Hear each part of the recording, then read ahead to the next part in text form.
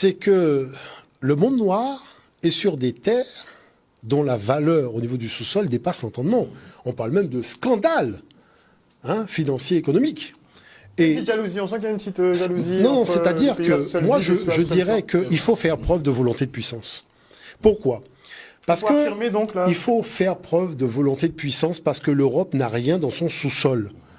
C'est une confrérie de gens avec sous-sol vide. Le problème qu'on compte avec Poutine, c'est que Poutine, c'est le contraire. Donc ça veut dire que l'indice de corruption de la Russie à travers le monde, notamment les pays du Sud, ne peut pas être aussi élevé que ce qui se passe avec le conglomérat américano-européen. Parce que l'Amérique est dans le même problème. Donc ce qui veut dire que nous, qu'est-ce qu'on en a ciré du dirigeant français ? De toute façon, ils seront colonialistes. Parce que ils n'ont rien. Ils n'ont pas de gaz, ils n'ont pas d'uranium, ils n'ont pas d'essence, ils n'ont rien. C'est-à-dire que vous avez des gens qui fonctionnent avec M. Smith et Wesson et qui vivent au-dessus de leurs moyens en pensant qu'il y aura toujours à côté d'eux M. Smith et Wesson. Un jour, il y aura un M. Smith et Wesson africain. Et je pense que le Mali, c'est ce qu'il est en train de montrer comme exemple. C'est-à-dire que tout autant que tu crois que ton ennemi est faible, lui, il réfléchit. Et il regarde le terrain géopolitique parce qu'au départ, c'est une affaire d'alliés.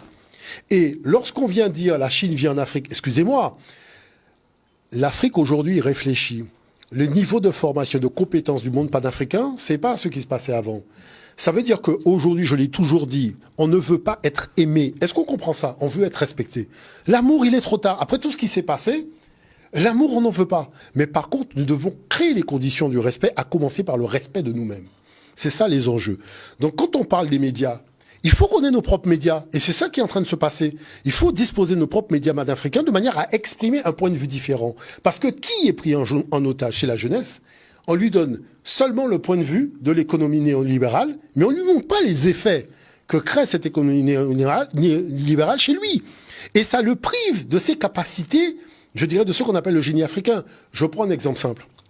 Vous voulez aujourd'hui témoigner de la capacité des jeunes de la Guadeloupe de créer. On dit, OK, on va faire un musée. Mais qu'est-ce qu'on va mettre dedans ? Parce qu'on prive même le jeune de la capacité de créer. Il veut faire un cerf-volant, on lui vend un cerf-volant. Il veut faire un lance-pierre, on lui vend le lance-pierre. C'est-à-dire, mais c'est quoi ça ? C'est là où ça devient quand même grave. Parce que dans la faculté que nous avons de faire, il y a quand même une dimension culturelle qui est une transmission d'héritage venant des aînés. Et donc c'est pour ça qu'il faut se fixer des limites. Mais dans le fait de se fixer des limites, il faut fixer clairement les limites. Vous voyez, il faut fixer clairement le... Je crois que c'est Sangara qui disait, mais vous me posez la question sur le colonialisme, mais regardez ce qu'il y a dans votre assiette, et vous allez comprendre l'affaire. C'est ça, l'enjeu, c'est ça. Donc c'est pour cette raison que, aujourd'hui, ce réveil de l'Afrique et ce qui se passe d'une façon générale, et le fait qu'il y ait ce partenariat avec la Russie, c'est pas on fait copain-copain, on a chacun des intérêts que l'on défend. Et ces intérêts, n'oubliez pas que le Mali est une puissance au niveau de son sous-sol. D'accord ? Il y a de l'uranium, même si on le cache, mais il y en a, puisque la frontière du Nigeria est à côté, la faille vient au Mali. Il y a de l'or, il y a du thorium, il y a bauxite pour faire de l'aluminium. C'est-à-dire que c'est un sous-sol qui est relativement riche, qui a une... J'avais montré les blocs, d'ailleurs, à un moment dans une émission, les blocs du sous-sol malien. Mais la chose, c'est qu'aujourd'hui, il se passe quelque chose de totalement différent. C'est que, premièrement, les militaires qui étaient toujours au service du gouvernement contre le peuple, défendent les intérêts du peuple. Là, c'est quand même quelque chose de relativement fort. Et ils se mettent dans une position, de plus en plus, dans la défense des intérêts du pays. Quand ils disent, par exemple, que à partir de maintenant, aucune matière première ne sortira de notre pays sans être raffinée, sans être transformée. Ce qui rajoute de la valeur ajoutée. Parce que, je vais vous dire une chose. Quand les Zemmour et compagnie disent qu'il y a une immigration qui va envahir la France, ou que M. Sarkozy dise qu'à cause de la natalité, on va se retrouver avec plus d'Africains ou de Noirs, on va être envahi, c'est le grand emplacement et compagnie. Mais qui a organisé ça à grande échelle ? Parce que, je veux vous dire une chose, l'Afrique a tout ce qu'il faut pour rester à la maison. Bientôt on sera à 3 milliards d'habitants au niveau de l'Afrique.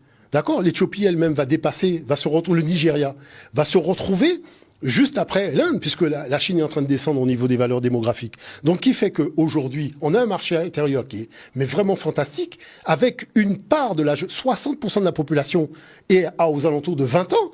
ce qui n'est pas le cas en Europe, puisque la population est vieillissante. Ça veut dire qu'en termes de marché et de potentiel pour nous réaliser, avec nos savoir-faire endogènes, on a de quoi faire.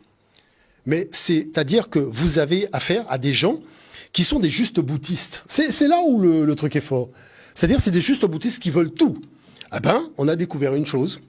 La question, c'était comment les arrêter. Oh ben, on a vu qu'il y a quelqu'un, en tout cas, qui les a arrêtés. Voilà, c'est tout. On a vu que c'était possible. C'est-à-dire, il y a quelqu'un qui s'est levé, qui a dit, bon, maintenant, stop. Et c'est là où la donne, elle est en train de changer.